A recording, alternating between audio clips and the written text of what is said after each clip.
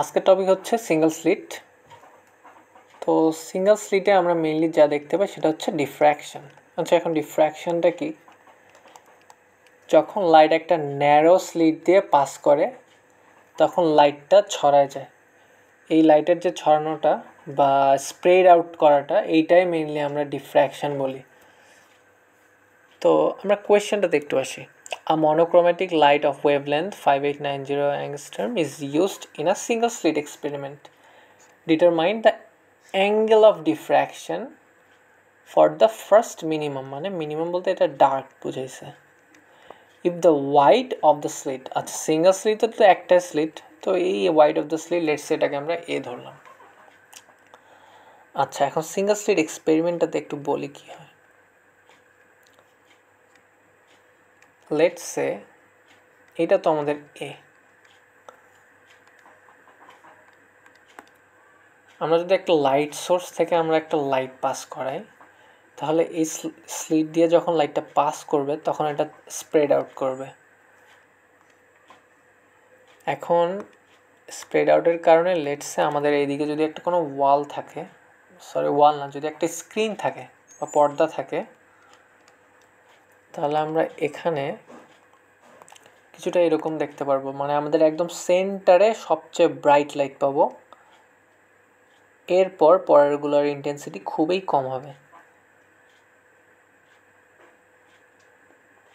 মানে আমাদের centre লাইটটার intensity সবচেয়ে হাইয়েস্ট হবে, এরপরে আমরা অত বেশি ইন্টেন্সিটি দেখতে পারবো না লাইটগুলোর, বা ডার্কগুলোরও সেম। তো আলটিমেটলি আমাদের সেন্টারটা ইন্টেন্সিটি খুবই বেশি হবে। আচ্ছা, আমি এখন একটু ফর্মুলা রিলেটেডে আসার জন্য একটু ম্যাথটা করার আগে ফর্মুলাটা কীভাবে ইমপ্লিমেন্ট হবে একটু বলি।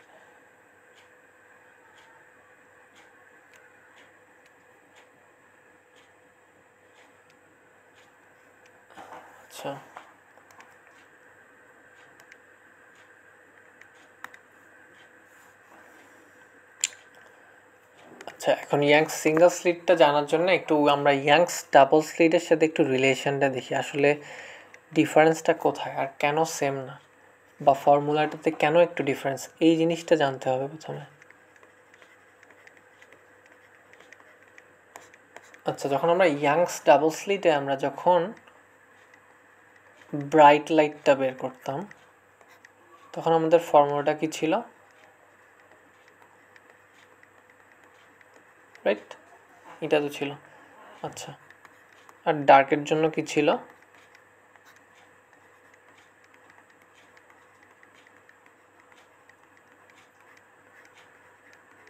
λ/2। আচ্ছা, এখন মোস্ট ইম্পর্টেন্ট থিং হচ্ছে আমরা যেটা ইয়াংস ডাবল স্লিটে ফর্মুলাগুলো পাইছি পুরো অল্টারনেট হচ্ছে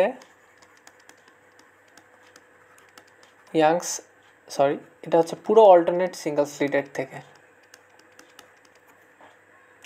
এখন খালি তো অল্টারনেট বললে হবে না, এখন কেন অল্টারনেট, এটা হচ্ছে মেইন কথা। আমি অল্টারনেটগুলো কেন হচ্ছে জাস্ট এতটুকু জানলেই আই হোপ প্রতিটা ম্যাথ সুন্দরভাবে করা যাবে। এই ব্রাইটের মধ্যে একটু ফর্মুলাটা ডিফারেন্ট।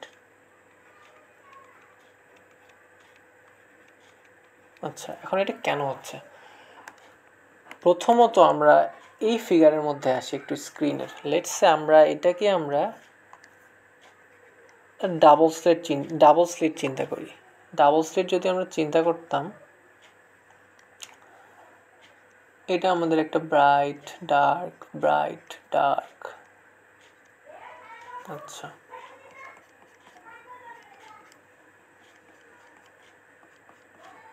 আচ্ছা, ডাবল স্লিটের মধ্যে কি হতো, আমরা যখন একদম সেন্টারের ব্রাইটটা থেকে উপরে আসতাম বা আমাদের কনসিকিউটিভ ডার্ক ব্রাইটের কথা চিন্তা করতাম বা ক্যালকুলেট করতাম, আমাদের ওয়েভলেন্থের ডিফারেন্স হতো λ/2।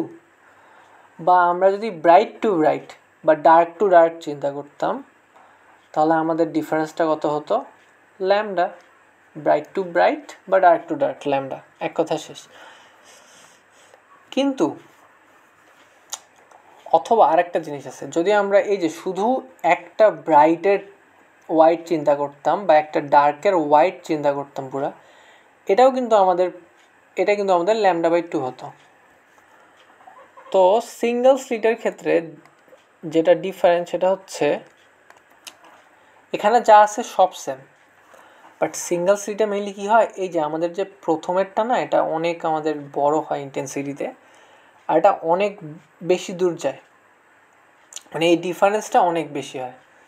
তো মেইনলি এই কারণে আমাদের এই যে আগে ডাবল স্লিটের জন্য এটা λ/2 ছিল না, এটা সিঙ্গেল স্লিটের জন্য এখন আমাদের ল্যামডা হয়ে গেছে। চেঞ্জ এতটুকুই, বাকি সব সেম। তাহলে এই যে প্রথমেরটা আমাদের প্রথমের ব্রাইট থেকে প্রথমের ডার্ক, এইটার চেঞ্জ শুধু আমাদের ল্যামডা, কিন্তু আমাদের বাকি সব সেম। আমাদের মানে কনসিকিউটিভ যদি হতো, যে ধারাবাহিক একটার পর আর একটা হলে তো আমরা সবসময় λ/2 বলতাম, কিন্তু সিঙ্গেল স্লিটের জন্য শুধু প্রথমেরটার ক্ষেত্রে এতটুকু ল্যামডা, আবার এই নিচেরটার ক্ষেত্রেও কিন্তু এটা ল্যামডা। কিন্তু আবার যদি আমরা পরে চিন্তা করি যে এই যে কনসিকিউটিভগুলো, এগুলো কিন্তু আবার λ/2, মানে ডাবল স্লিটের যেটা ছিল কনসিকিউটিভে সবসময় λ/2, মানে শুধু আমাদের সেন্টারেরটা বাদে সবগুলোতেই ডাবল স্লিটের মতো। তো এখন একটু ফর্মুলাটা যাচাই করি আসলে কি সেম কিনা। আচ্ছা, সিঙ্গেল স্লিটের ক্ষেত্রে আরেকটা মোস্ট ইম্পর্টেন্ট জিনিস হচ্ছে, সিঙ্গেল স্লিটের মধ্যে এই যে সেন্টারেরটা যেটা চিন্তা করি না, n=0, এটা হচ্ছে ডাজেন্ট এক্সিস্ট। এটা আমরা কখনো ক্যালকুলেশনে আনবো না। কেন আনবো না? আমরা যখন ব্রাইটের চিন্তা করব, ব্রাইটের চিন্তা করলে আমাদের এই যে এই উপরেরটা লেটসে এটা যদি আমরা n=1 ধরি, এটা আমরা n=2 ধরবো। নিচেরটার ক্ষেত্রেও সেম। আচ্ছা, আমরা যদি এখন ডার্কের কথা চিন্তা করি, ডার্কেরটার চিন্তা করলে কিন্তু আবার এই সেন্টারটা ওইভাবে বাদ দিব না আমরা, বাট আমরা এখান থেকেই নেব আর কি। এই যে লেটসে এইটা হচ্ছে প্রথম ডার্ক, n=1, এটা হচ্ছে সেকেন্ড ডার্ক, n=2। তো চেঞ্জটা এইভাবে হবে।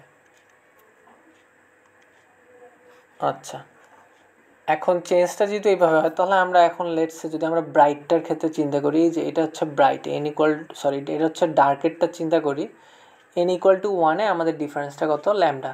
তাহলে এই যে ডার্কের ফর্মুলাটাতে দেখো, এখানে যদি n=1 বসাই দিই, ল্যামডা হচ্ছে। আচ্ছা, আমাদের n=2, এই পরের ডার্কটা চিন্তা করো তো, এটা যদি ল্যামডা হয়, এই এতটুকুও তো ল্যামডা, রাইট? এটা তো ল্যামডাই। তাহলে আমাদের n=2 যখন, তখন আমাদের ডার্কটা কি হচ্ছে? 2 ল্যামডা।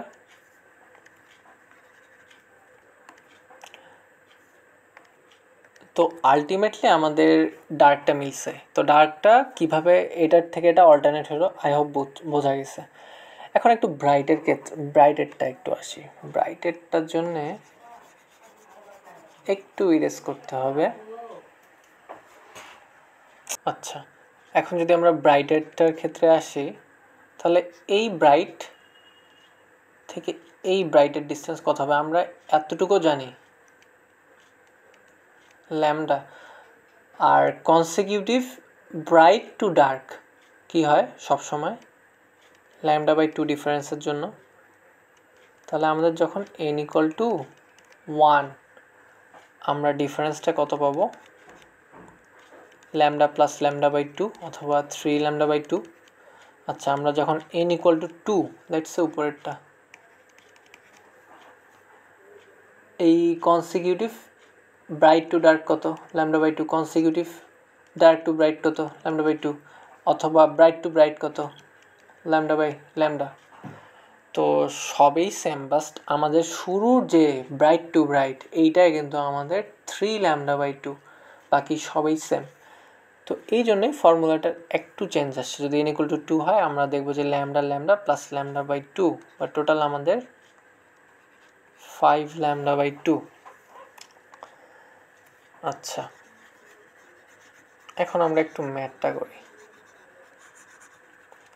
ম্যাথটা খুবই সিম্পল। তো আমাদের সিঙ্গেল স্লিটের ক্ষেত্রে মোস্ট ইম্পর্টেন্ট জিনিস হচ্ছে আমরা n=0, এটা ডাজেন্ট এক্সিস্ট। বাকি n=1, 2, 3 এগুলো সব অ্যাপ্লিকেবল ডার্ক ব্রাইট দুইটার জন্যই।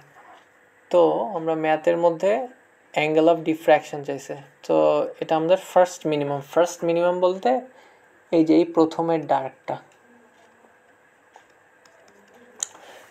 ডার্কটা যদি ফার্স্ট মিনিমাম হয় তাহলে আমরা ফর্মুলা তো অবশ্যই ডার্কের জন্য এইটা A sine theta equal to n lambda. আচ্ছা, ফার্স্ট মিনিমামের জন্য আমাদের এন কি 1, তাহলে এটা হচ্ছে ল্যামডা। তাহলে থিটা কত? Sine inverse lambda by A. Lambda হচ্ছে 5890 10 to the power minus 10 divided by, আচ্ছা এখানে একটু হয়েছে, আর এটা হচ্ছে 0.2 into 10 to the power minus 3। তো আলটিমেটলি এটা আসবে 0.17 ডিগ্রি অ্যাপ্রক্স। আচ্ছা, পরের ম্যাথটাতে যাই।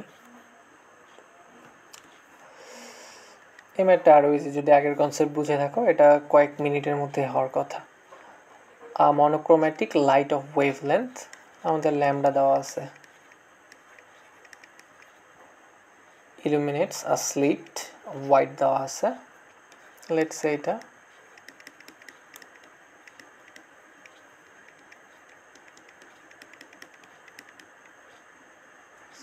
6 meter. Find the angular height between central maximum and first minimum on either side in the diffraction. আচ্ছা,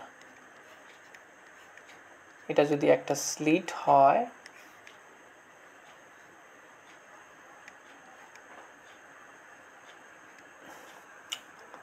আমাদের মেইনলি বের করতে হবে হচ্ছে এই যে সেন্ট্রাল ম্যাক্সিমাম, এটা এই সেন্ট্রাল ম্যাক্সিমাম থেকে ফার্স্ট মিনিমাম হচ্ছে এইটা,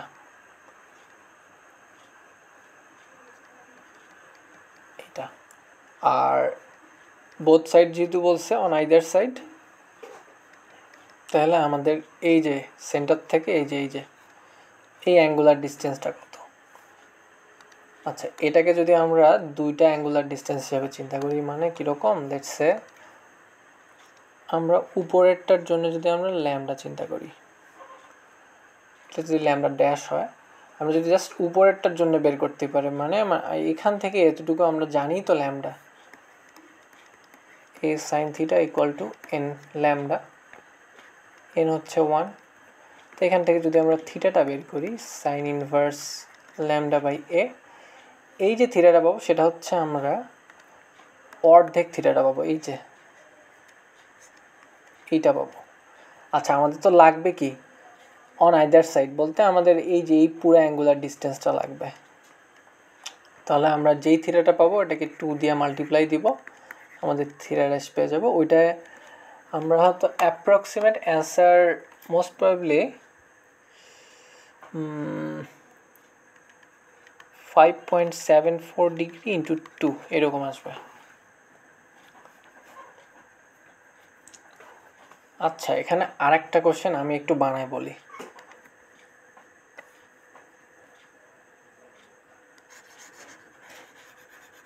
লেটস সে সেন্ট্রাল ম্যাক্সিমাম দেওয়া আছে, আমাদের এখানে ফার্স্ট মিনিমাম না দিয়ে ফার্স্ট ম্যাক্সিমা দেওয়া হইলো। তাহলে আমাদের সবই সেম, জাস্ট এখানে একটু ফর্মুলার চেঞ্জ হবে, 2n + 1 ল্যামডা বাই 2। আচ্ছা, এখানে যদি n equal two first maxima বলতে এইটা n equal to 1, n equal to 1 জন্য আমরা কি জানি, এটা তো ল্যামডা বাই 2, বা আলটিমেটলি এই ফর্মুলাতে n ইকুয়াল টু 1 বসাইলে 3 ল্যামডা বাই 2, এখানে 3 ল্যামডা বাই 2 বসাবো, এখান থেকে একটা থিটা বের করব, মাল্টিপ্লাই দিব 2 দিয়ে, ম্যাথটা শেষ।